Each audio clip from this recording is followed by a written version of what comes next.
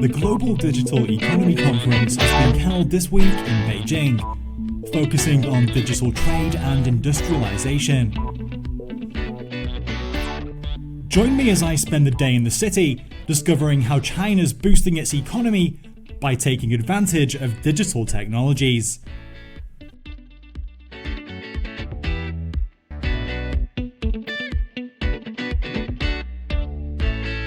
Who needs to travel when you can just do this?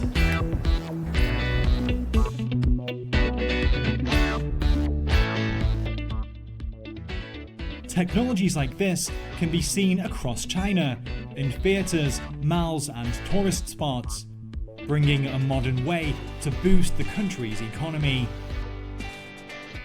Next, we'll visit somewhere that's a symbol of how China is blending old and new to create modern destinations for tourism.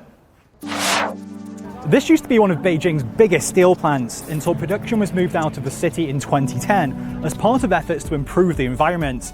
But now it's been transformed into a tourist spot. Let's check it out. This old storage silo is now a museum, showcasing China's ancient cultural heritage using digital creativity.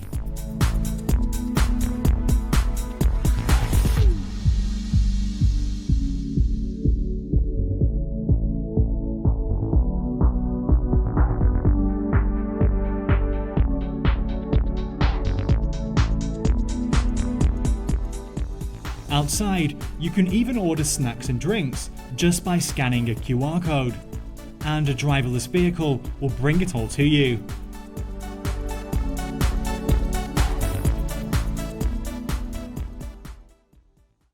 The Beijing municipal government said that the digital economy from 2016 to 2020 accounted for 38% of its local GDP.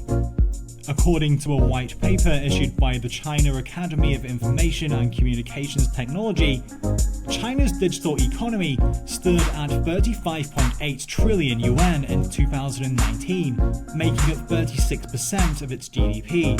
And experts say that the number will jump to 52.79% by 2027.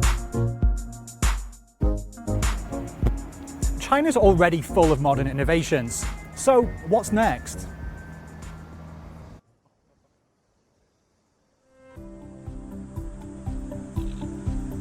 I've come to a company that's trialling the future of public transportation: autonomous taxis. Beijing's municipal government recently approved trial zones on certain highways in the city for testing driverless vehicles. Chinese startup Pony AI is one of the companies testing out this new technology. I'm really excited because I get to try one of these cars myself. Oh, here it comes.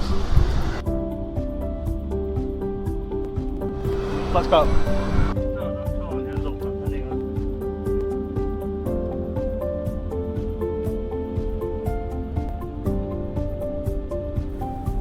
Because autonomous cars are still in a trial stage, there still needs to be a driver in the seat just in case there are any emergencies, but the car is still driving by itself.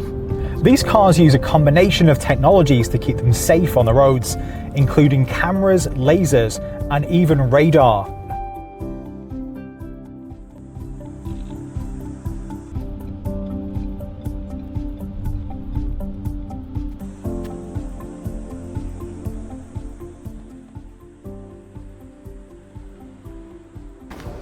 So that's it.